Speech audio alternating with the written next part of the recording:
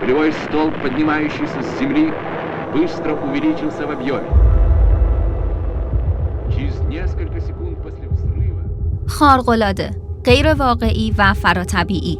این توصیف فیلمبردار حاضر در صحنه از بزرگترین انفجار هسته‌ای جهان است. آن هم تنها 16 سال پس از 2 انفجار اتمی که هیروشیما و ناکازاکی را در هم کوبید. ماجرا از آنجا شروع شد که شوروی با وجود انجام 36 آزمایش اتمی تا اکتبر 1961 همچنان از رقیب خود یعنی ایالات متحده آمریکا عقب مانده بود و برای جبران نیکیتا خروشچوف تیمی را مأمور به طراحی بمبی هیدروژنی کرد که بعدتر تزار نام گرفت.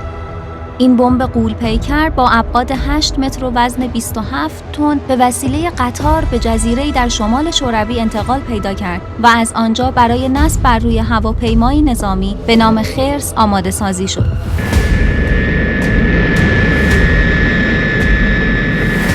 بمب اندکی پس از ساعت 11 به وقت محلی رهاسازی شد و پس از برخورد با زمین انفجاری به ارتفاع 90 و شعاع 20 کیلومتر ایجاد کرد. شدت انفجار به حدی بود که از فاصله 1000 کیلومتری نیز قابل مشاهده بود و گفته شده است که موج انفجار حاصل از این بمب 3 بار زمین را دور زده است. آزمایش بمب هیدروژنی تزار بلافاصله با محکومیت از سوی آمریکا، بریتانیا و برخی همسایگان شوروی همراه شد.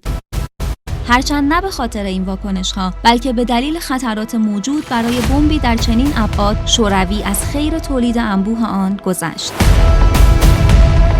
با این حال تزار سرآغاز جنگ سرد میان آمریکا و شوروی شد، روندی که در نهایت به امضای پیمان‌هایی مانند منع گسترش موشک‌های هسته‌ای میانبرد بین شوروی و آمریکا ختم شد و البته چند دهه بعد دولت آمریکا از این پیمان خارج شد.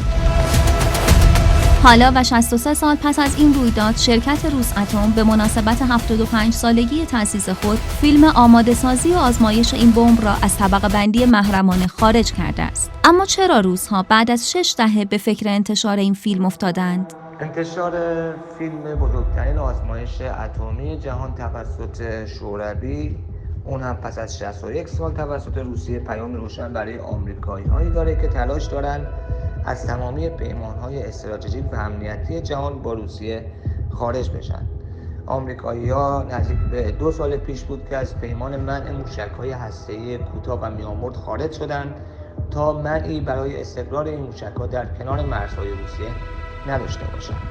گفته میشه سال آینده میلادی هم با پایان پیمان استارت نو آمریکایی‌ها قصدی برای تمدید این پیمان ندارند. بمب اتمی غول‌پیکر اتحاد جماهیر شوروی را آندری ساخاروف فیزیکدان برجسته ساخته بود. او 2 سال بعد از آزمایش این بمب حامی پیمان منع آزمایش هسته‌ای شد و فعالیت‌هایش برای مقابله با گسترش سلاح هسته‌ای تا جایی پیش رفت که در سال 1975 جایزه صلح نوبل گرفت و از او با عبارت وجدان بشریت یاد شد. اما حالا آنطور که تحلیلگران میگویند ماجراجویی‌ها و بدعهدی‌های آمریکا جهان را دوباره در خطر عقبگرد به روزهای سرد و پرخطر قرار داده است.